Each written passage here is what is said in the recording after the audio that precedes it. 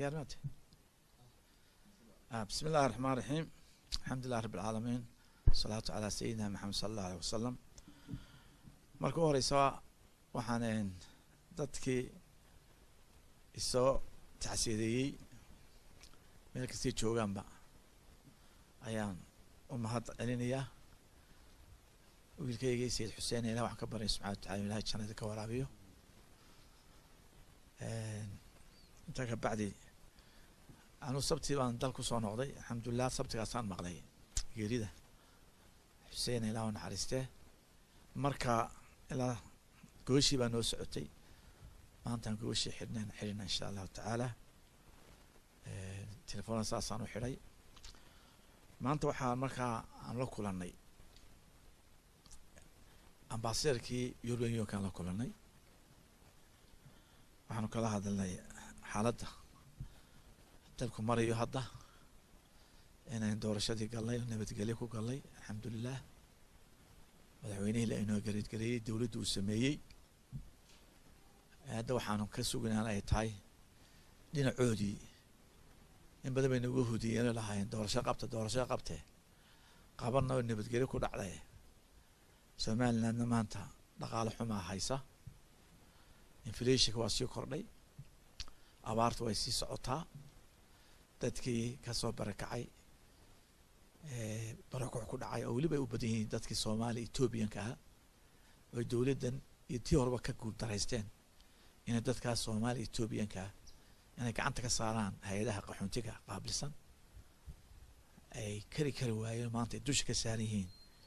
magaalooyinkii reer Soomaaliya xuduudda ku yaalay oo iyagu qudhooda markoo dhaqaalooda aanu fiicneen. waanu sheegnay. waxaa kaloo iyaanu sheegnay in tahriibayaashii Liibiya lagu afduubtay ee Afrika oo dhan lahaa ee Soomaali ka mid ahayd oo inagu u badneen. haddaan ka ogaanay in xamaran ka ogaanay in ay doonayso inay soo celiso wixii Soomaali ahaa. dadkaas inaga u badan, dhibaato badan way ku dhacdeen. dadka markaa dowladda magaranaysa xamar ayaa sheegatay dadka tiri loo keena xamar. arrintaa waxaan idee maaha in dadkayga la geeyo Muqdisho la geeyo. waa ciddii u dhalatay Soomaali la geeyo Muqdisho la geeyo. ciddii Soomaaliland u dhalatay Soomaaliland la keenaa. oo dhul aan nabad ahayn oo cid ku lahayn in la naga geeyo ma doonino. marka waxaan ka codsanayaa dowladda magaranaysa Muuse Bixina ciddii shaqo ku leh in arrintaas ay la ogaadaan oon dadka Muqdisho laga dejin. oo dad aad iyo aad u liito oo magaalada caafimaadku aad xuyooyin badan la dhibay. isku kari maayaan in la keeno wadan aanay magaalo aanay cid ku lahayn oo cid ku xanaaninayn.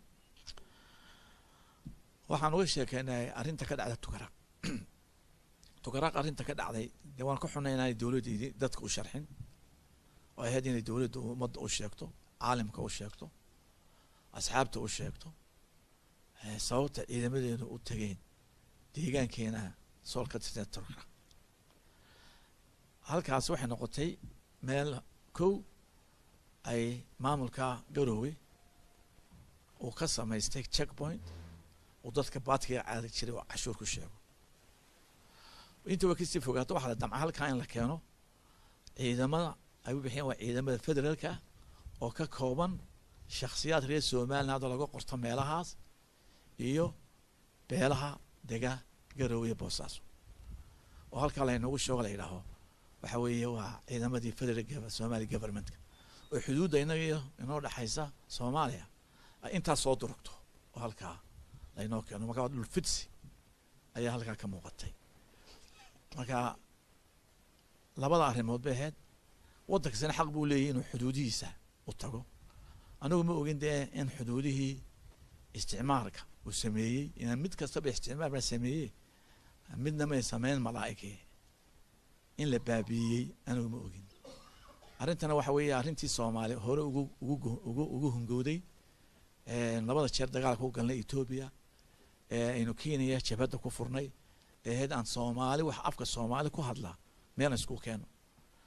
maantana inay maamulka Garowe yidhaahaan wixii abtirsiimo oo hartiyaan meel isku keenina waxaan aragnay inay tahay riya aan socon karin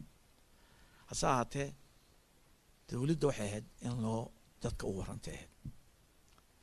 hadda waad ogtihiin meesha maraysa sheekada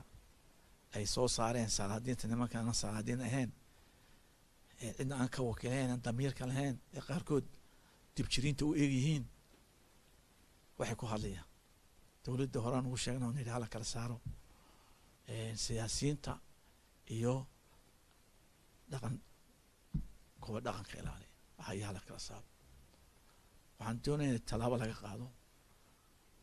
wixii waxaa ku hadlay ee dadka qaybiyey inagoo maanta xaaladdeena xaalad adag tahay inagoo maanta dhulkeena la sheeganayo lagu soo duuliyo dadka qabaa'il u kala saaray ee saacadda 4 ku celinaya waxaan leenahay tallaabo laga qaado ninka aan garanayn wixii ku dhacay waxaan moodayay dadka garaad u kordhee dadka aan garaad u kordhin ayaa noo muuqata dadka aan garaad u kordhinna waa la hogaamiyaa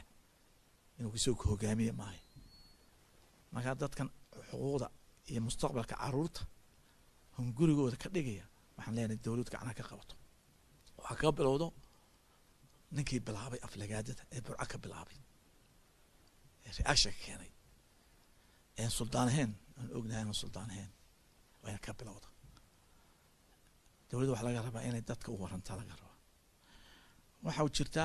Soomaaliya waxay ku noqonaysaa halkii waxaad moodaa 92 farmaajo buuggii wuxuu la soo baxay maxamed siyaad bare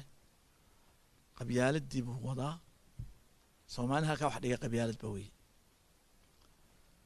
wuxuu ku bilaabay weerar ku qaaday siyaasiyiintii xildhibaanadii oo ku qaaday ayay taasi oo tusisa in nin argoosada Soomaaliya markii lala dagaalamay maxamed siyaad bare heer lama dagaalamin maamul Soomaaliyeed oo cid kasta ku jirta lala dagaalamay oo lagu dalamay xukun xumo qabiil lama dagaalamin hadduu isagu leeyahay adeerkay baa la dagaalay reer baa ku disheen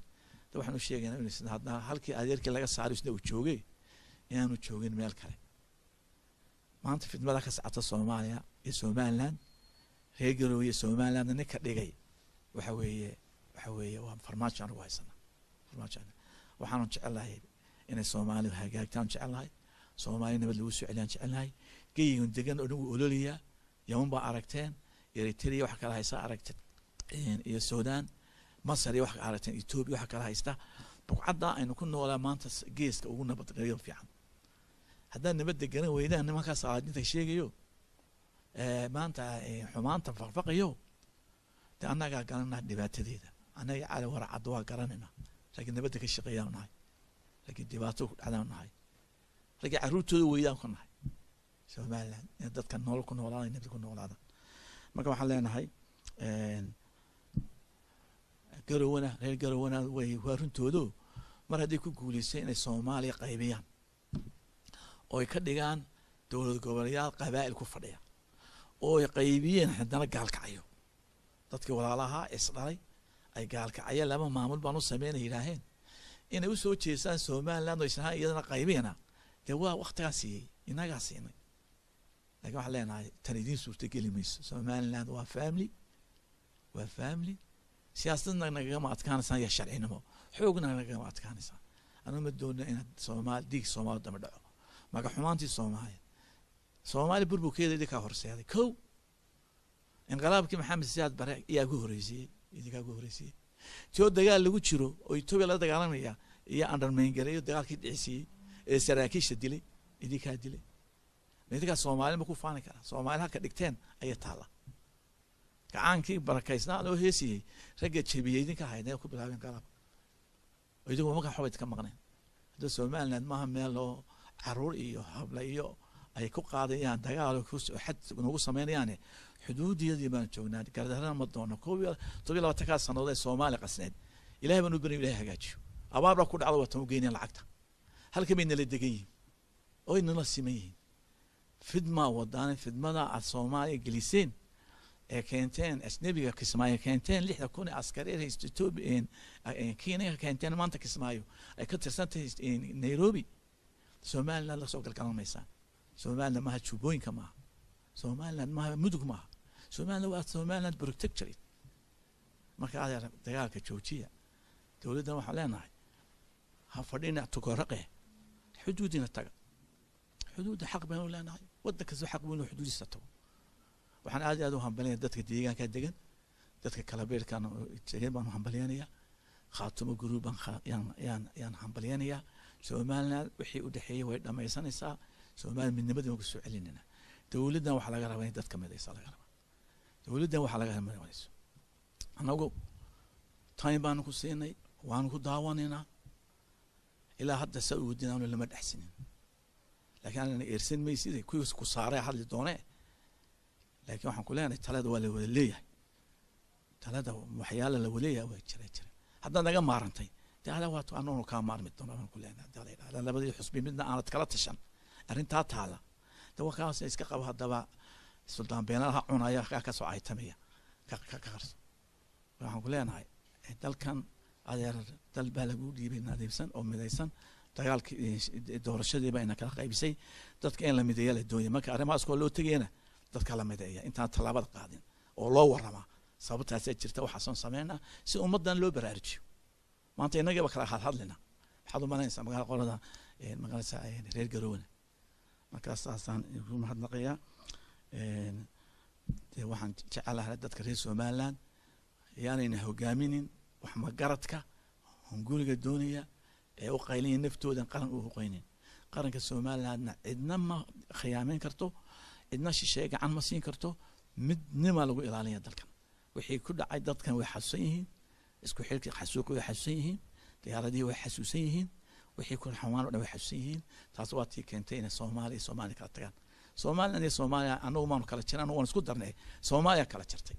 oo amalkoodii wax kala jiray oo xasuuqii wax kala jiray maanta waan kala foofnay walaa nabad ku noolaano jaarnimo ku noolaano saasan ku saabsan salaam ya saxaafadda waxaan saxaafadda waa ka xumay wasiirka waxba la igu yiri wuxuu ka yimi dhulka ilbaxnimada anu man dhageysan laakiin waxa laga soo sheegay wasiirka warfaafinta ma fiicno saxaafadda waa loo sameeyaa sharci oo waa xor waa in ethics professional ka ilaalisa iyaguna xuquuq ay warka ka waran wixii jira wada ka warama hadda waxa la idinka baahan yahay inay qorin waxaan xuna bila aqliga aan dawladnimo garaneen qaranimo garaneen aqli u korin sharita kuwii ku